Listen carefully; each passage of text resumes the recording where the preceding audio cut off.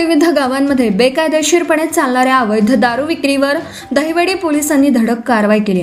यामध्ये 6 वेगवेगळ्या ठिकाणी टाकलेल्या छाप्यात एकूण 11,800 रुपये किमतीची अवैध दारू जप्त करण्यात आली असून 6 जणांविरुद्ध गुन्हा दाखल केला आहे।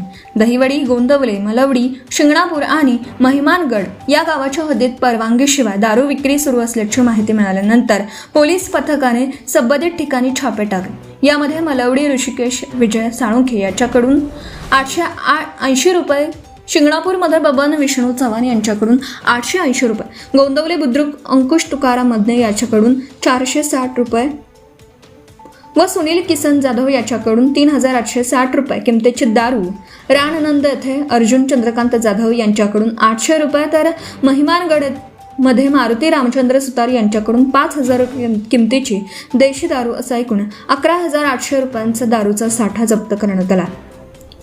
संशयितांविरुद्ध दहिवडी पोलीस ठाण्यात 6 वेगळे गुन्हे नोंदवण्यात आल्यात।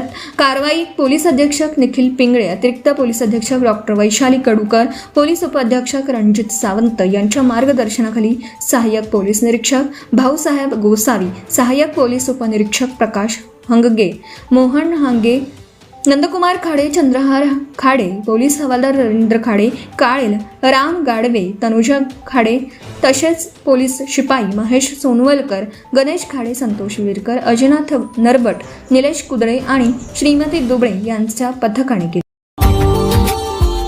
Subscribe now and press the bell icon. Never miss an update.